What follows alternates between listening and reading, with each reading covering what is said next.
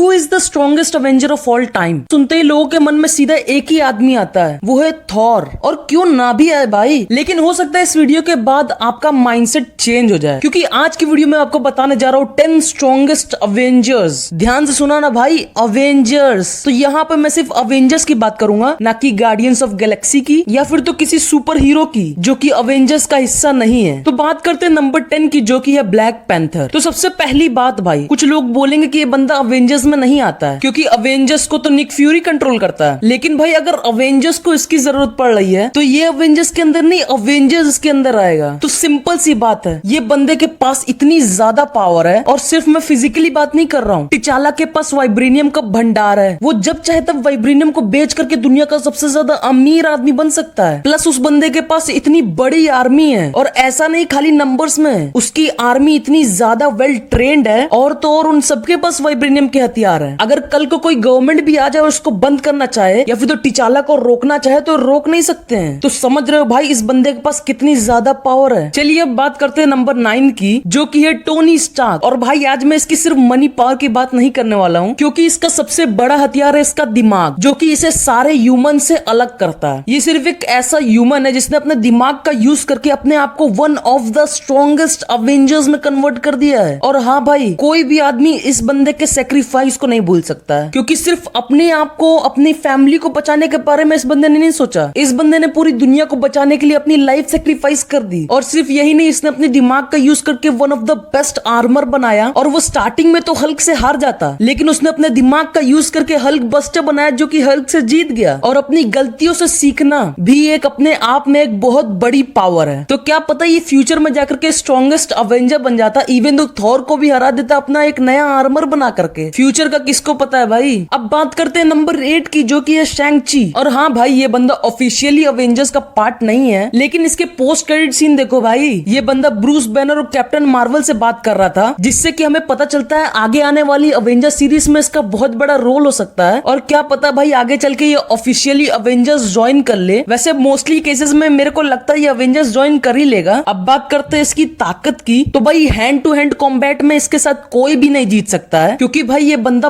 बचपन से ही ट्रेनिंग करते आया है। और बचपन में ही ये इतना ज्यादा स्ट्रॉन्ग हो गया था कि 4-5 लोगों को तो आराम से लपेट लेता। और अब तो भाई उसके पास 10 रिंग्स भी है। तब सोचो भाई ये बंदा कितना ज्यादा स्ट्रॉन्ग हो चुका है। तो भाई इस बंदे का इस लिस्ट में होना तो बहुत ही ज्यादा इंपॉर्टेंट था। इसने अपने पापा से भी ट्रेनिंग ली है, अपने मम्मी की दोस्तों से ट्रेनिंग ली है। भाई किस किस लोगों से उसने ट्रेनिंग नहीं ली है भाई। ये बंदा अपने आप में ही एक किलिंग मशीन है। इवन तो भाई इस बंदे ने अपने बाप को भी हराया है। अब बात करते हैं नंबर 7 की, जो कि है अपना स्पाइडरमैन। और ये शायद यंगेस्ट अवेंजर है। और भाई स्पाइडर्स की पावर इसे फिजिकली भी बहुत ज्यादा स्ट्रॉन्ग करती है। जिस तरीके से इसने बकी का मेटल वाला आम मजाक मजाक में ही रोक दिया था, एक उड़ती हुई व्हीकल को रोक दिया था, एक गिरती हुई बिल्डिंग को उसने रोक दिया था। और भाई वो फेरी वाला सीन हम कैसे भूल सकते हैं, जब उसने अपने दोनों हाथ से उस शिप को डूबने से रोका था। भाई उसके पास कुछ नेक्स्ट लेवल ही पावर है। और सिर्फ इसकी फिजिकल पावर ही नहीं भाई, उसकी मकड़ी घंटी जो उसे पहले ही वॉर्न कर देती है। भाई वो बंदा तो थैनोस से ही भिड़ गया था बिना डरे हुए। और इससे पता चलता है पीटर पार्कर एक छोटा बच्चा नहीं है, वो एक बहुत ही ज्यादा ब्रेव इंसान है, जो कि मेंटली बहुत ही ज्यादा स्ट्रॉन्ग है। और हाँ भाई, भले ही उसकी इंटेलिजेंस टोनी स्टार्क की जितनी नहीं होगी, लेकिन भाई उसकी हीलिंग पावर बाकी सारे ह्यूमन से बहुत ही ज्यादा अच्छी है। चलो बात करते हैं नंबर 6 की, जो कि है विजन। तो भाई इस बंदे की स्टोरी तो हमें पता है भाई। माइंड स्टोन, एक स्टोन की पावर होना अपने आप में एक बहुत बड़ी चीज होती है। और भाई वो मूवीज में इस वजह से इतना वीक लगता था, क्योंकि उसे अपनी खुद की पावर्स नहीं पता थी। उसे नहीं पता था कि माइंड स्टोन क्या कुछ कर सकता है, किस तरीके से एक अकेला विजन 100 थाइनोसों को आराम से मार सकता था। हाँ भाई ये कुछ ज्यादा ही हो गया, लेकिन तब भी भाई माइंड स्टोन की पावर एक बहुत बड़ी चीज होती है। और इसी वजह से इसको मैंने इस लिस्ट में रखा है। अब बात करते हैं नंबर 5 की, जो कि अपना डॉक्टर स्ट्रेंज। और हाँ भाई इस बंदे के पास भी एक इन्फिनिटी स्टोन है, जो कि है टाइम स्टोन। लेकिन अगर उसको हटा भी दें तो भाई इस बंदे ने डोर मामू को हराया है, जिसको हराना नियर टू इम्पॉसिबल है। और इस बंदे ने अपने दिमाग का यूज करके उसे एक टाइम लूप में फंसा दिया, जिसकी वजह से डोर मामू को हार मारनी पड़ी। मतलब समझ रहे हो भाई किस लेवल का दिमाग है इसके पास। और भाई जादूगरी में उससे बढ़िया और कोई भी नहीं है। हाँ भाई वोंग से भी बढ़िया है वो। बस 5 साल तक अगर वो गायब नहीं हुआ होता तो वो सॉर्सर सुप्रीम होता। अब बात करते हैं नंबर 4 की, जो कि है अपना हल्क। हाँ भाई अभी का हल्क, ना कि world war Hulk. World war Hulk तो अभी तक आया भी नहीं है, लेकिन भाई ये हल्क भी बहुत ही ज्यादा स्ट्रॉन्ग स्ट्रांग है। सबसे पहली चीज तो अपनी गामा रेडिएशन की वजह से, जिसकी वजह से उसने सारे के सारे स्टोन्स को सरवाइव कर लिया और इतनी ज्यादा जल्दी हील कर लिया। हाँ, उसने शी-हल्क के खून का यूज किया है, लेकिन उसके बावजूद भी भाई वो बंदा स्नैप करने के बाद भी जिंदा रह पाया, जो कि अपना टोनी स्टार्क करने में अनसक्सेसफुल था। प्लस भाई उस बंदे की हीलिंग पावर पूरे अवेंजर्स में सबसे बेस्ट है। हाँ, अगर शी-हल्क को हटा दिया जाए तो, और थॉर को भी, लेकिन तब भी भाई असीम शक्ति। अवेंजर्स मूवी में सबसे ज्यादा स्ट्रॉन्ग हमें किसको दिखाया गया था भाई? हल्क को। लेकिन बाद में जाकर के एमसीयू ने उसका बहुत ही बड़ा काटा, क्योंकि भाई उन्हें वर्ल्ड वॉर हल्क लाना था, बस इसी वजह से। वरना भाई वो बंदा बहुत ही ज्यादा स्ट्रॉन्ग है। और भाई वो एक और रीजन से इस लिस्ट में, क्योंकि वो मेरा फेवरेट है भाई। बचपन में मेरा सबसे ज्यादा फेवरेट हल्क ही था, क्योंकि उस तरीके की असीम शक्ति किसी और के पास नहीं थी। चलिए बात करते हैं नंबर 3 की, जो कि है कैप्टन मार्वल, जिसका नाम सुनते ही मेरे को बहुत ही ज्यादा दुख हो रहा है, क्योंकि भाई इसकी वजह से सारे के सारे अवेंजर्स की लाइफ झंड पड़ गई। सिर्फ यही है जिसकी वजह से सब लोग वीक दिखते हैं, और इसीलिए भाई मैं इससे पर्सनली बहुत ही ज्यादा हेट करता हूँ। लेकिन उससे कुछ भी नहीं बदलता है, ये बंदी तब भी इतनी ज्यादा स्ट्रॉन्ग है। ये चाहे तो बिना गाउंटलेट के इन्फिनिटी स्टोन को हैंडल कर सकती है। ये इन्फिनिटी स्टोन की सारी पावर्स को एब्जॉर्ब कर सकती है। भाई इससे बड़ी ताकत और क्या होगी? और भाई इसी वजह से मैंने इसे नंबर 3 पे रखा है। बाकी यहाँ इसके लिए आपके थॉट्स क्या है कमेंट में जरूर से बता देना। अब बात करते हैं नंबर 2 की, जो कि है थॉर। क्यों भाई सुन के शौक लगा कि भाई थॉर नंबर 1 पे क्यों नहीं है, थॉर नंबर 2 पे क्यों है? तो भाई इसका रीजन आपको आगे चल के मिल जाएगा। लेकिन सबसे पहले बात करते हैं थॉर की स्ट्रॉन्गनेस की। वो बंदा चाहे तो इलेक्ट्रिसिटी से यू हील हो सकता है, उसकी हीलिंग एबिलिटी सबसे बढ़िया है। वो जब चाहे तब बिजली समन करके अपने ऊपर एक आर्मर ला सकता है। भाई क्या क्या पावर नहीं है। और सबसे बड़ी बात, वो बंदा एक गॉड है। मतलब समझ रहे हो भाई क्या असीम शक्ति होगी। वैसे ये लाइन कुछ ज्यादा ही मैंने बोल दिया है। और हाँ भाई, थॉर के बारे में मुझे तुम्हें ज्यादा नहीं बताना है, क्योंकि तुम्हें खुद थॉर के बारे में इतना पता है। लेकिन तुम लोग वेट कर रहे हो कि फर्स्ट नंबर पे कौन है। तो भाई फर्स्ट नंबर पे है अपनी स्कारलेट विच। और भाई इस वीडियो को लंबा ना खींचते हुए मैं ये बात बताना चाहता हूँ कि मैंने इसे नंबर 1 पे क्यों रखा है। सबसे पहली बात कि ये